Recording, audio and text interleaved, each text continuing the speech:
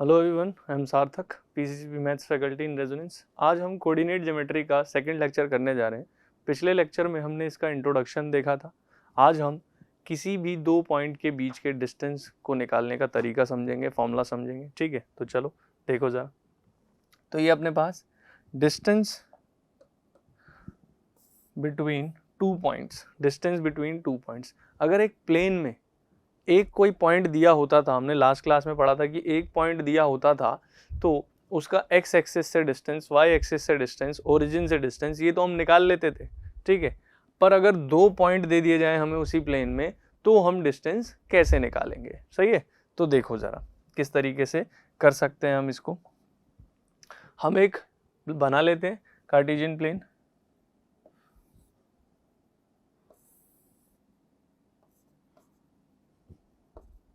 ये हो गया अपना एक्स एक्सिस और ये हो गया वाई एक्सिस। ठीक है, अब मैंने दो पॉइंट ले लिया इसमें कहीं पर। लेट से ये ले लिया मैंने ए और यहाँ कहीं ले लिया मैंने बी। तो इन दोनों के कुछ कोऑर्डिनेट्स होंगे, मान लेते हैं कुछ x1, y1 और इसके कोऑर्डिनेट्स को कुछ कह देते हैं x2, y2। सही है, अब मुझे इन दोनों के बीच का डिस्टेंस यानी ए बी निकालना है। क्या निकालना है मुझे? A B. सही है, तो देखो ज़रा किस तरीके से निकाल सकता हूँ मैं। मुझे फाइंड करना है ए बी का डिस्टेंस। तो आप देखो, हमने एक चीज़ पढ़ी कि अगर कोई भी पॉइंट है प्लेन में तो उस पॉइंट का एक्स एक्सिस से जो डिस्टेंस होता है वो उसका वाई कोऑर्डिनेट ही होता है ना। एक्स एक्सिस से जो डिस्टेंस होगा वाई कोऑर्डिनेट होगा एब्सोल्यूट वैल्यू के साथ, है ना। अब फर्स्ट क्वाड्रेंट में है तो पॉजिटिव ही होंगे, है ना, हमने इसी ये तो देख ही लिया। तो अब देखो, तो यानी ये वाला जो डिस्टेंस है, परपेंडिकुलर डिस्टेंस जो है, ये कितना होना चाहिए? y1 होना चाहिए। सही है, और ये वाला डिस्टेंस कितना होना चाहिए? y2 होना चाहिए। यहाँ तक भी कोई दिक्कत नहीं है। इसी तरह अगर हम ध्यान दें तो इस पॉइंट A का y एक्सिस से परपेंडिकुलर डिस्टेंस क्या होना चाहिए? x1 होना चाहिए। क्या? बिल्कुल x1 होना चाहिए। और B का y एक्सिस से परपेंडिकुलर डिस्टेंस जो है वो कितना होना चाहिए? ठीक है, वो होना चाहिए अपना x2। तो अगर मैं यहाँ से इस लाइन को आगे बढ़ा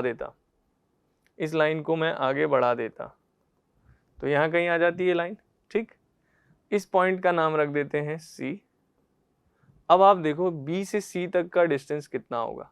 ये पूरा y2 था, ये वाला हिस्सा y1 है, तो ये बचा हुआ हिस्सा y2 माइनस y1 होगा क्या? बिल्कुल होगा। सही है, इसी तरह ये पूरा x2 था, ये x1 था, तो ये वाला हिस्सा x2 माइनस x1 होगा क्या? अब आप एक चीज़ देख सकते हो, ये ट्राइंगल ABC जो है ये हमारे पास राइट एंगल ट्राइंगल है क्योंकि ये परपेंडिकुलर थे। सही है, तो ये सब एक दूसरे के, ये जैसे ये x1 और x2 वाली लाइन पैरेलल है, ये पैरेलल है, तो ये भी 90 का ही होगा। सही है, तो अब राइट एंगल ट्राइंगल ABC है, उसमें पाइथागोरस थ्योरम लगाकर ये दो साइड की हेल्प से मैं AB की लेंथ फाइंड कर सकता हूँ, है ना। तो करते हैं, in triangle ABC by Pythagoras theorem हम क्या कह सकते हैं? हम कह सकते हैं कि AC का स्क्वायर, क्योंकि हाइपोटेनस तो AB है, तो AC square plus BC square will be equal to AB square. सही है, will be equal to AB square. अब इनकी वैल्यूज यहाँ पुट करते हैं, तो AC की वैल्यू क्या है? x2 माइनस x1 का स्क्वायर, है ना, x2 माइनस x1 का स्क्वायर। BC की वैल्यू क्या है? y2 माइनस y1 का स्क्वायर। और AB तो हम फाइंड ही कर रहे हैं, स्क्वायर है तो स्क्वायर रूट ले लेते हैं। अब डिस्टेंस है तो नेगेटिव तो आएगा नहीं। ठीक है, तो ये अपना किसी भी दो पॉइंट के बीच का डिस्टेंस हो गया।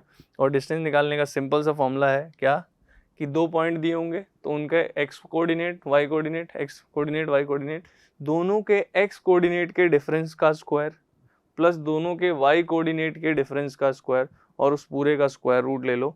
ये आपके दो पॉइंट के बीच के डिस्टेंस का फॉर्मूला बन गया। सही है क्या? ये हमारे लिए दो पॉइंट के बीच के डिस्टेंस का फॉर्मूला बन गया। सही है। इसमें एक चीज और कर सकते थे, जैसे हमने ओरिजिन से डिस्टेंस निकाला था किसी भी पॉइंट का, है ना, हमने ओरिजिन से डिस्टेंस निकाला था, तो डिस्टेंस फ्रॉम ओरिजिन ये क्या होता, ये हो जाता, ओरिजिन लेने का मतलब है एक पॉइंट कोई 0 0 होता, दूसरा कोई भी पॉइंट होता, तो लेट से x1 y1 जो है अपना 0 0 होता, तो जब हम यहाँ पुट करते तो डिस्टेंस जो होता लेट से d will be root x2 minus 0 का स्क्वायर, यानी x2 का स्क्वायर ही हो जाता क्या, और y2 माइनस 0 का स्क्वायर यानी y2 का स्क्वायर ही हो जाता क्या। यानी जो भी वो कोऑर्डिनेट था प्लेन के अंदर, है ना, जो भी वो कोऑर्डिनेट था, लेट से ये अपना प्लेन है, यहाँ कोई पॉइंट है x2, y2, इसका अगर ओरिजिन से डिस्टेंस निकालना है तो ये फॉर्मूला हो गया डायरेक्ट। क्लियर है क्या? ये हमारे पास डायरेक्ट फॉर्मूला हो गया। सही है, समझ में आ गई बात? इस तरीके से हम किसी भी दो पॉइंट के बीच के डिस्टेंस को निकाल सकते हैं अगर प्लेन में है तो। क्लियर है? आगे बढ़े, चलो। तो इस पर एक क्वेश्चन करते हैं। क्वेश्चन इस तरीके से है कि find the distance between these two points. ये दो पॉइंट हमें दिए हुए हैं, इनके बीच का डिस्टेंस हमें निकालना है। तो देखो, अब अगर मैं डिस्टेंस फार्मूला लगाना चाह रहा हूँ, दो पॉइंट हैं, तो एक अपना हो गया x1 y1, ठीक है, एक हो गया x2 y2। तो डिस्टेंस का फॉर्मूला क्या कहता था कि दोनों के x कोऑर्डिनेट का डिफरेंस, यानी x2 minus x1 square plus y2 minus y1 square. अब देखो, x2 माइनस x1 यानी 8 माइनस 3 का स्क्वायर, है ना, और ये क्या था -2, ठीक है। यहाँ पर मैंने x1 माइनस x2 कर दिया, उससे कोई फर्क नहीं पड़ेगा क्योंकि दोनों के डिफरेंस का ही स्क्वायर होता है ना। तो आप चाहे तो 3 माइनस 8 करो, वो आएगा क्या -5, और -5 का स्क्वायर भी 25 होगा। 8 माइनस 3 करो 5, 5 का स्क्वायर भी 25 ही होगा, तो इससे कोई दिक्कत वाली बात नहीं है। ठीक है, डिफरेंस का स्क्वायर होता है, ये बात ध्यान रखना। तो यहाँ पर मैं लिख सकता हूँ -2 माइनस ऑफ -6 का स्क्वायर। ठीक, तो ये हो गया 8 minus 3 that is 5, -2 minus minus plus का 4 हो गया, है ना, ये +6 -2 +4, 4 का स्क्वायर। ठीक है, तो ये अपना आ गया 25 + 16 दैट इज √41। तो इन दोनों पॉइंट्स के बीच का जो डिस्टेंस है वो √41 है, और डिस्टेंस किसी यूनिट में आएगा, चाहे वो सेंटीमीटर हो, मीटर हो, कुछ भी हो। ठीक है, तो हमने यूनिट ही मेंशन कर दिया। क्लियर है? समझ में आ गई बात की किस तरीके से हम फॉर्मूले का यूज करके डिस्टेंस निकाल सकते हैं। सही है, आगे बढ़ते हैं। आगे अपने पास अगला क्वेश्चन इस तरीके से है कि if the point PXY, P point है कोई जिसके कोऑर्डिनेट है x, y, जो कि इक्विडिस्टेंट है from the points A that is 3, 6 and B that is -3, 4। तो हमें प्रूव करना है कि 3x + y - 5 जो होगा वो 0 के इक्वल होगा। सही है, अब देखो ये पॉइंट उन दोनों से इक्विडिस्टेंस है। लेट से ये रफ फिगर है अपने लिए, मैंने कहा A और B कोई दो पॉइंट है, 3, 6 है एक, और एक है -3, 4। ठीक है, हाँ। अब P कोई भी पॉइंट होगा, पर उसकी कंडीशन ये है कि वो A और B दोनों से इक्वल डिस्टेंस पर है, कि PA की लेंथ और PB की लेंथ इक्वल है। ठीक, तो P और PB की लेंथ अगर इक्वल है तो डिस्टेंस का फॉर्मूला यूज करते हैं कि P से A तक का जो डिस्टेंस है, PA का जो डिस्टेंस है वही PB का डिस्टेंस है। सही है, अब यहाँ पर फॉर्मूला लगाते हैं डिस्टेंस फॉर्मूला। तो ये हो गया √x - 3 का स्क्वायर, x कोऑर्डिनेट्स के डिफरेंस का स्क्वायर, फिर y - 6 का स्क्वायर, और इधर हो गया, ठीक है, इधर क्या हो गया x - 3 का स्क्वायर प्लस y - 4 का स्क्वायर। ठीक है, अब देखो इधर दोनों साइड स्क्वायर रूट है, तो उसको सिंप्लीफाई करने में दिक्कत आएगी, तो मैं क्या करता हूँ, स्क्वायर रूट हटाने के लिए स्क्वायरिंग कर देता हूँ, है ना। क्या कर देता हूँ, स्क्वायरिंग कर देता हूँ, स्क्वायरिंग बोथ साइड्स। तो दोनों तरफ जैसे ही स्क्वायर करेंगे ये बन जाएगा, स्क्वायर रूट हट जाएगा तो ये बन गया x माइनस 3 का स्क्वायर प्लस y माइनस 6 का स्क्वायर, ठीक है। और दूसरी तरफ हो गया x minus minus plus 3 square और ये y माइनस 4 का स्क्वायर, सही है, y माइनस 4 का स्क्वायर। तो x माइनस 3 का होल स्क्वायर था, इसको सॉल्व कर सकते हैं। तो ये हो गया a square plus b square minus 2ab plus y minus 6 का स्क्वायर था, y माइनस 6 का square that is a square plus b square minus 2ab और दूसरी तरफ क्या है x प्लस 3 का स्क्वायर, x प्लस 3 का square will B x square plus 9 plus 6x और y माइनस 4 का स्क्वायर है ना, y माइनस 4 का square, y square plus 16 minus 8y। तो y स्क्वायर x स्क्वायर सब कैंसिल हो गए, तो ठीक है, बचा क्या माइनस 6x माइनस 12y और इधर से भी सबको इधर ले आओ माइनस 6x प्लस 8y और क्या बचा 9 प्लस 36 या 9 से 9 भी कट ही रहा है ना, 36 और ये 8y है, 8y तो आ चुका है, 16 को इधर ले आओ, ठीक है, बाकी सब कुछ तो हो ही गया, उधर यही बचा ना। तो ये हो गया माइनस 6 और माइनस 6 माइनस 12, सही है, माइनस 12 प्लस 8 माइनस 4 और ये 36 माइनस 16 माइनस का सॉरी प्लस का 20। अब इसमें से आप चाहो तो 4 सब में कॉमन है, माइनस 4 कॉमन ले सकता हूँ मैं, तो ये हो गया 3x plus y minus 5 equal to 0। ये माइनस 4 मल्टीप्लाई में तो उधर डिवाइड हो जाएगा, तो 3x प्लस वाई माइनस 5 जो है वो 0 के इक्वल आ जाएगा। और हमें यही प्रूव करना था, है ना, हमें यही प्रूव करना था कि 3x प्लस वाई माइनस 5 होगा अगर ये पॉइंट इन दोनों से इक्वल डिस्टेंस पर है तो। समझ में आ गई बात, ठीक है, आगे बढ़े, चलो देखो जरा आगे बढ़ते हैं, ठीक है। अब हम डिस्टेंस फार्मूला के कुछ एप्लीकेशंस को समझते हैं। तो डिस्टेंस फार्मूला का एप्लीकेशन कुछ इस तरीके से है कि हम इसका यूज करके किन्हीं भी 3 पॉइंट्स, देखो 2 पॉइंट जो हैं हमेशा कोलिनियर होते हैं, कुछ नए वर्ड्स आए हैं हमारे पास, उसको समझते हैं। देखो कोलिनियर का क्या मतलब है, कोलिनियर एंड नॉन कोलिनियर, इनका क्या मतलब है ये समझते हैं। अब देखो जरा, कोलिनियर का मतलब होता है कि पॉइंट्स दो से ज्यादा पॉइंट्स, 2 पॉइंट्स तो हमेशा कोलिनियर होते हैं ना, 2 पॉइंट्स हमेशा ही कोलिनियर होते हैं। 2 पॉइंट्स आर ऑलवेज कोलिनियर। अब बात ये आती है कि आखिर ये है क्या चीज, कोलिनियर का मतलब क्या है, तो हम उसको समझते हैं कि 2 से ज्यादा पॉइंट अगर एक ही स्ट्रेट लाइन पर लाई कर रहे हैं, एक ही स्ट्रेट लाइन पर लाई कर रहे हैं तो वो कोलिनियर होते हैं ना। तो कोलिनियर का मतलब हम यहां से कह सकते हैं points which lie on same straight line, same straight line, एक ही स्ट्रेट लाइन पर लाई करने वाले सभी पॉइंट्स क्या कहलाएंगे, कोलिनियर कहलाएंगे। क्लियर है, क्लियर है। तो 2 पॉइंट तो हमेशा कोलिनियर है भाई, 2 पॉइंट अगर मैं कहीं भी लूँ प्लेन के अंदर, जैसे मैंने एक पॉइंट ये लिया, एक कहीं भी ले लूँ, उन दोनों को मिलाकर हम एक स्ट्रेट लाइन बना ही सकते हैं ना, तो ये दोनों हमेशा कोलिनियर ही है, सही है। तो बात तो तब आएगी ना जब 2 से ज्यादा पॉइंट हो, 3 हो, 4 हो, 5 हो, है ना। तो अगर 2 से ज्यादा पॉइंट है, ठीक है, और वो सभी एक ही स्ट्रेट लाइन पर लाई कर गए तो वो क्या है, कोलिनियर है। पर अगर वो स्ट्रेट लाइन पर लाई नहीं कर रहे, है ना, वो एक स्ट्रेट लाइन पर लाई नहीं कर रहे तो वो क्या है, नॉन कोलिनियर पॉइंट्स हैं। देखो अगर मैं इन दोनों को मिलाने की कोशिश करूंगा तो ये पॉइंट उधर नहीं रह पाएगा लाइन पर, ठीक है ना।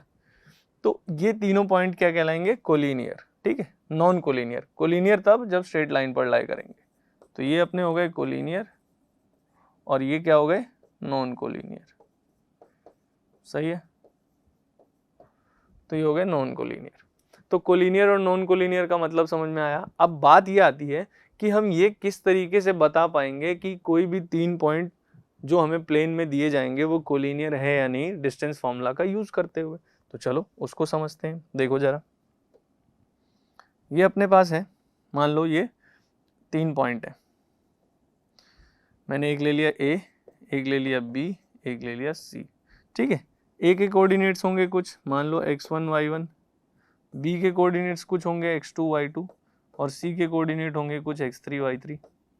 अगर ये एक ही स्ट्रेट लाइन पर लाई कर रहे हैं तो A से B तक का जो डिस्टेंस होगा और B से C तक का जो डिस्टेंस होगा, उन दोनों को ऐड करें अगर हम, तो क्या वो A से C तक के डिस्टेंस को ही नहीं दिखा देगा, है कि नहीं? तो यानी मैं कह सकता हूं अगर 3 पॉइंट्स कोलिनियर हैं तो उन तीनों के डिस्टेंस अगर निकालें, तीनों के बीच का रिस्पेक्टिव डिस्टेंस, ए बी का, बी सी का, ए सी का, सबके, है ना, सभी 2 पेयर के बीच का डिस्टेंस अगर हम निकालें, ठीक है, सभी पेयर के बीच का डिस्टेंस अगर हम निकालें तो 2 छोटे डिस्टेंस का सम, है ना, 2 छोटे डिस्टेंस का सम अगर बड़े डिस्टेंस के इक्वल आ गया तो मैं कह सकता हूं वो तीनों कोलिनियर रहे होंगे, वो तीनों कोलिनियर रहे होंगे। अगर नहीं आया तो नॉन कोलिनियर होंगे। क्यों? क्योंकि अगर 3 पॉइंट कोलिनियर नहीं है, अगर 3 पॉइंट कोलिनियर नहीं है तो उन तीनों के डिस्टेंस को अगर हम देखें ध्यान से तो वो क्या फॉर्म करते हैं, एक ट्राइंगल, है ना, वो क्या फॉर्म करेंगे, एक ट्राइंगल फॉर्म करेंगे। अब अगर ट्राइंगल है, ये ए बी सी से एक ट्राइंगल बन गया, तो मैं जानता हूं ट्राइंगल में किसी भी 2 का जो डिस्टेंस का सम होगा वो तीसरे के इक्वल नहीं होगा, वो तीसरे से बड़ा होगा, है कि नहीं? हमने पढ़ा है ये ट्राइंगल की प्रॉपर्टी, क्या, कि sum of any 2 sides of a triangle is always greater than the third side, ठीक है। तो इस केस में अगर कभी भी 2 छोटे डिस्टेंस का सम बड़ा आ गया तीसरे से, ठीक है, या कोई भी 2 का डिस्टेंस तीसरे से बड़ा आ रहा है, तो आप क्या कहोगे, वो नॉन कोलिनियर हो गया, ठीक है ना। क्योंकि ट्राइंगल में चाहे ये दोनों ही छोटे ही क्यों नहीं होते, है ना, मान लो अगर AC ग्रेटर या ग्रेटेस्ट भी था, ठीक है, AC जो है ग्रेटेस्ट था, तब भी इन दोनों का सम हमेशा बड़ा ही आएगा अगर तीनों पॉइंट नॉन कोलिनियर हैं तो। पर कोलिनियर के केस में, ठीक है, कोलिनियर के केस में 2 छोटे डिस्टेंस का सम बड़े के इक्वल आ जाएगा। क्लियर है क्या? समझ में आ गई बात? तो डिस्टेंस फॉर्मूला का यूज करते हुए किस तरीके से हम बता पाएंगे कि कोई भी पॉइंट्स, 3 पॉइंट्स कोलिनियर है या नहीं है, ठीक है। चलो देखो जरा इस पर किस तरीके से क्वेश्चन कर सकते हैं। जैसे अपने पास आया क्वेश्चन नंबर 3, इसमें कह रहा है using distance formula show that points -3, 1, -2 and 9, -2 are collinear. तो डिस्टेंस फॉर्मूला का यूज करना है। तो देखो तीनों के नाम रख लेते हैं। मैंने कहा ये पॉइंट A है, ये पॉइंट B है और ये पॉइंट C है। तो A से B का डिस्टेंस निकालता हूँ सबसे पहले। तो ये हो गया। तो x2 - x1 या x1 - x2 कर दो, -3 - 1 का स्क्वायर एंड 2 - -2 का स्क्वायर, ठीक है। तो ये हो गया -3 - 1 कितना हो गया, -4 का स्क्वायर दैट इज 16 प्लस 2 + 2 4, है ना, 4 का स्क्वायर फिर 16 दैट इज 16√2 ही आ गया ये तो, है ना, 16√2 आ गया। चलो ये तो आ गया। इसी तरह BC निकाल लेते हैं, ठीक है। एक्चुअली ये 4√2 आएगा ना, इसको सही कर देते हैं। देखो जरा ये क्या बनेगा, 32 और 32 कैन बी रिटन एज 16 × 2, 16 बाहर जाएगा तो 4 बन जाएगा और ये √2 बन जाएगा, सही है, 4√2 यूनिट आएगा, ठीक है।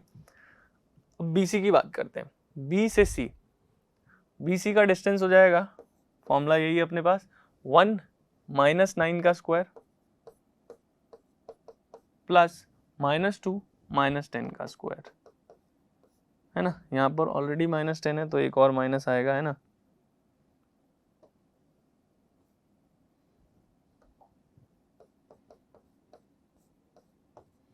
तो ये हो गया 1 - 9 इज -8, -8 का स्क्वायर 64, -2 प्लस 10, 10 माइनस 2 8, 8 का स्क्वायर भी 64, तो ये हो गया अपना 8√2 है ना, 8√2।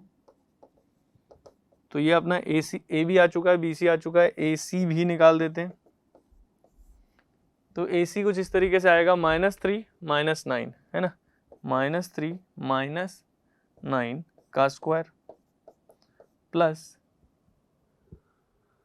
2 - 10 का स्क्वायर, 2 है ना, 2 - 10 का स्क्वायर। तो ये क्या बन गया, -3 - 9 इज -12, -12 का स्क्वायर इज 144, 2 - प्लस 10, 10 + 2 12 का स्क्वायर 144। तो अगर मैं इन दोनों को देखूं तो ये तो 12√2 बन गया ना, 12√2 बन गया। तो आप देखो यहाँ पर जो छोटे डिस्टेंसेज हैं, 3 में से जो 2 छोटे डिस्टेंस हैं, एक ये है, ठीक है, एक ये है, तो इन 2 छोटे डिस्टेंस का सम अगर बड़े वाले डिस्टेंस के इक्वल आ गया तो हम कह सकते हैं ये तीनों पॉइंट्स कैसे हैं, कोलिनियर। नहीं आया तो नहीं है, ठीक है। तो देख लो, a B plus B c की अगर बात करें तो ए बी कितना है 4√2 और बी सी कितना है 8√2। देखो इन दोनों को ऐड करोगे तो 4 + 8 12√2 आएगा, और जो कि ए सी के ही इक्वल है, तो मैं कह सकता हूँ A B plus B C जो है वो ए सी के इक्वल है, यानी कि वो तीनों पॉइंट्स कैसे रहे होंगे, कोलिनियर रहे होंगे। समझ में आ गई क्या बात, कोई दिक्कत है, आगे बढ़े, ठीक है। अब देखो जरा, इसके बाद अगर हम देखें तो हमारे पास क्या है,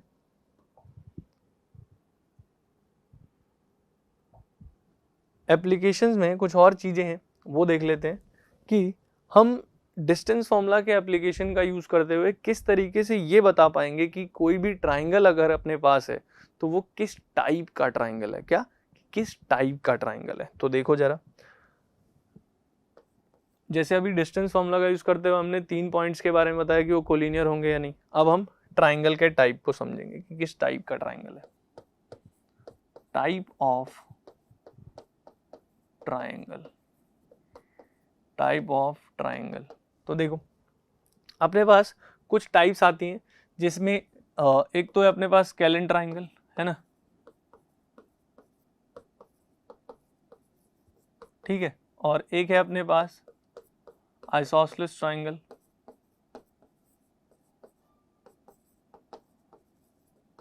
और एक है अपने पास इक्विलैटरल ट्राइंगल, ठीक है। अब देखो सीधी सी बात है, इक्विलैटरल ट्राइंगल कोई ट्राइंगल कब होता है, जब उसकी सभी साइड्स इक्वल हो, है ना, all the sides are equal, all the sides are equal, ठीक है। चलो इक्विलैटरल ट्राइंगल तो हमने बता दिया। अब स्केलन और आइसोसेलेस, स्केलन में सभी साइड्स अलग हो, है ना, ऑल साइड्स आर अनइक्वल या डिफरेंट, है ना, ऑल साइड्स आर अनइक्वल, ठीक है। और आइसोसेलेस में क्या होता है, आइसोसेलेस में क्या होता है कि 2 साइड्स इक्वल होती है ना, 2 sides are equal, 2 sides are equal, सही है। तो चलो ये तो हम बता देंगे। अब होता क्या है, हमें कैसे पता चलेगा, हमें ट्राइंगल या ट्राइंगल थोड़ी दिया होता है, हमें तो 3 पॉइंट दिए होते हैं प्लेन में, हमें वो 3 पॉइंट दे देगा प्लेन में, x1 y1, x2 y2, x3 y3। हमसे पूछा जाएगा कि बताओ जरा ये ट्राइंगल किस टाइप का है, तो सबसे पहले हम तीनों साइड की लेंथ निकालेंगे, है ना। अब यहाँ पर एक चीज़ समझने वाली है कि तीनों साइड की लेंथ निकाली और गलती से 2 साइड की लेंथ का सम तीसरे के इक्वल आ गया तो वो ट्राइंगल है ही नहीं, वो तो तीनों पॉइंट कोलिनियर हो गए ना। तो हम ये बात ध्यान रखेंगे, अगर 2 साइड का सम तीसरी के इक्वल नहीं आ रहा है तो हम कहेंगे कि वो ट्राइंगल बनेगा, सही है, ट्राइंगल ही बनेगा उस केस में। अब ट्राइंगल बन गया, अब अगर ट्राइंगल बन गया तो उसका कोई टाइप होगा, तो वो हम देखेंगे। तो अगर तीनों साइड यानी A B A C B C तीनों डिफरेंट है तो हम कहेंगे स्केलन है, तीनों सेम है तो हम कहेंगे इक्विलेटरल है, तीन में से कोई दो सेम है तो हम कहेंगे क्या है, आइसोसेलेस है। चलो इसके बाद एक टाइप और बचती है जो कि फोर्थ टाइप है, वो है राइट एंगल ट्राइंगल। क्योंकि राइट एंगल ट्राइंगल भी हम साइड्स की लेंथ से बता सकते हैं, इसलिए हमने इसको भी यहाँ पर रख लिया। तो राइट एंगल ट्राइंगल हम किस तरीके से बता सकते हैं, पाइथागोरस ने कहा था कि अगर कोई ट्राइंगल राइट एंगल है तो उसकी लेग्स यानी परपेंडिकुलर और बेस के स्क्वायर का सम हमेशा हाइपोटेनस के स्क्वायर के इक्वल होगा। और उन्होंने कन्वर्स भी ये साबित किया था कि अगर परपेंडिकुलर का स्क्वायर और बेस का स्क्वायर या दो छोटी साइड्स के स्क्वायर का सम बड़े साइड के स्क्वायर के इक्वल आ गया तो यानी वो राइट एंगल ट्राइंगल ही होगा। सही है, तो ये उन्होंने कन्वर्स में प्रूव किया था कि अगर दो है ना, दो छोटी साइड्स के स्क्वायर का sum of square of two smaller sides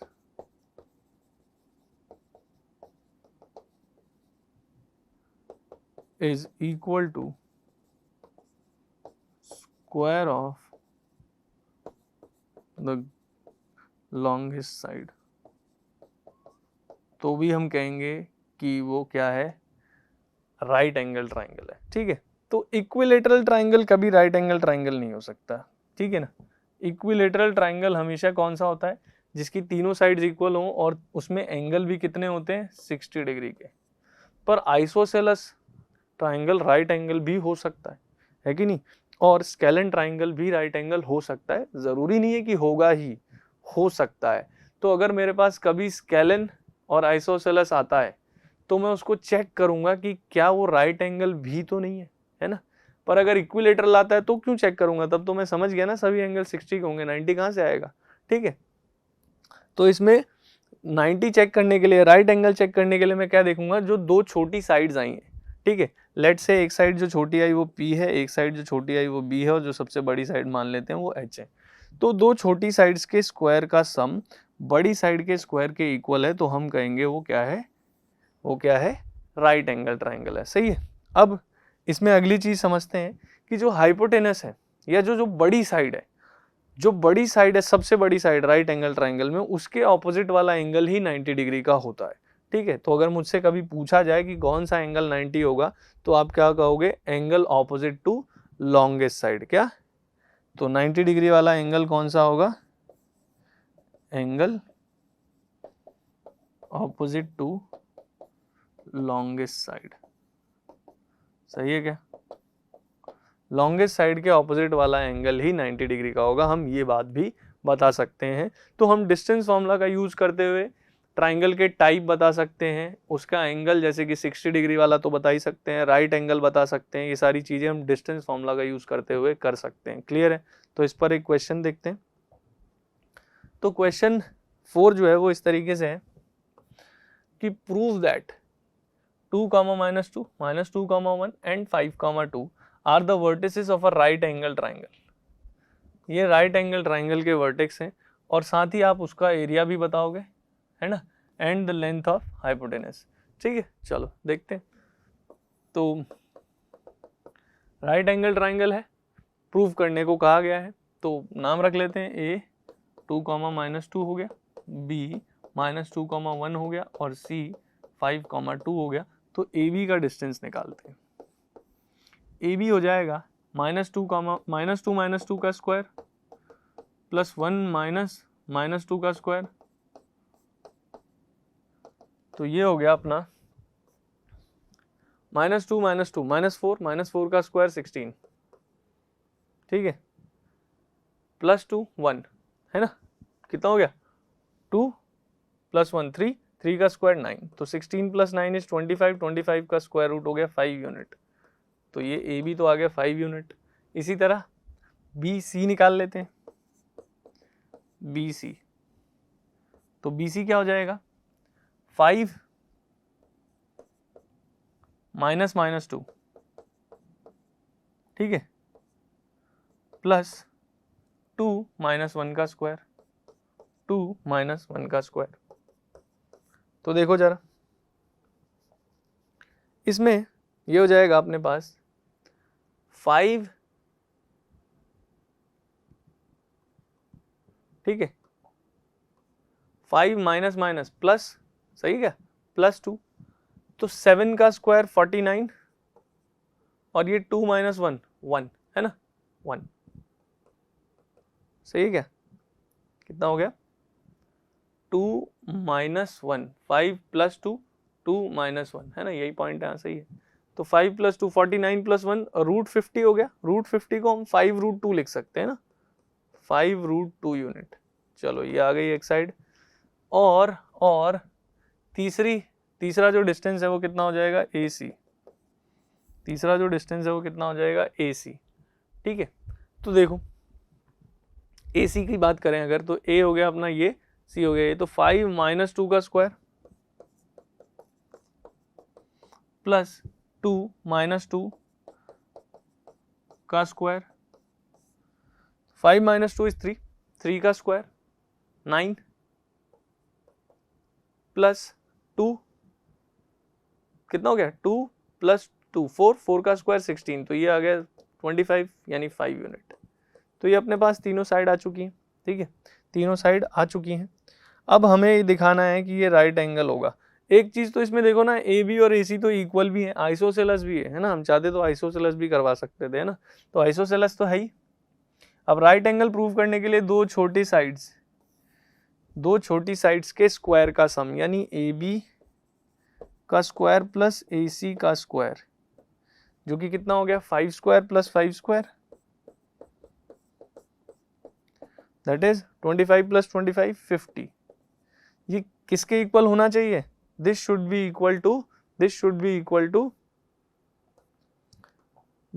equal to जो बचा हुआ साइड है BC के स्क्वायर के। तो BC है 5 रूट 2, 5 रूट 2 का स्क्वायर करोगे तो ये भी 50 आएगा। तो आप देख सकते हो दो छोटी साइड्स के स्क्वायर का सम बड़ी साइड के स्क्वायर के इक्वल आ रहा है, इसलिए ये राइट एंगल ट्राइंगल है। तो AB का स्क्वायर प्लस AC का square is equal to BC का स्क्वायर, है ना, तो ये हो गया राइट एंगल ट्राइंगल।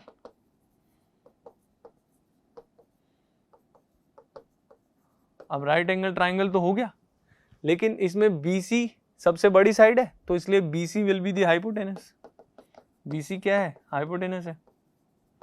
अब हाइपोटेनस की लेंथ हमसे पूछी गई थी, क्वेश्चन में बोला गया ना लेंथ ऑफ दी हाइपोटेनस क्या होगा, तो 5 रूट 2 हो गई हाइपोटेनस की लेंथ, 5 रूट 2 यूनिट। चलो हाइपोटेनस आ गया, साथ ही एरिया पूछा गया था।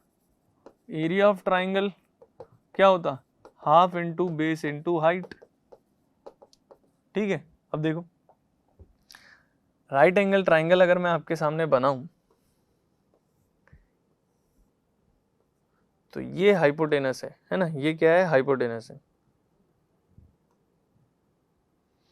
ठीक है, ये अपना हाइपोटेनस है। बाकी जो बच गए वो परपेंडिकुलर और बेस होते हैं, है ना, जैसे मान लो ये बेस है, ये परपेंडिकुलर है। तो परपेंडिकुलर को ही हम ट्राइंगल की हाइट भी कहते हैं ना, हाइट कहेंगे। तो बेस और हाइट, तो ये दोनों तो 5-5 ही आए थे ना, ये दोनों तो 5-5 ही आए थे, तो 25/2 या कह लो 12.5 स्क्वायर यूनिट एरिया हो जाएगा इस ट्राइंगल का। क्लियर है क्या, समझ में आ गई बात, ठीक है। तो ये हमने जो डिस्टेंस फॉर्मूला था उसको सीखा, उसके एप्लीकेशन में कोलिनियरिटी, ठीक है, और टाइप ऑफ ट्राइंगल सीखा। अभी कोडिलेटरल के टाइप को भी हमें समझना होगा, बट आज की क्लास में हम इतना ही करेंगे। आई होप ये सभी चीज़ें आपको समझ आई होंगी। That's all for the day, thank you.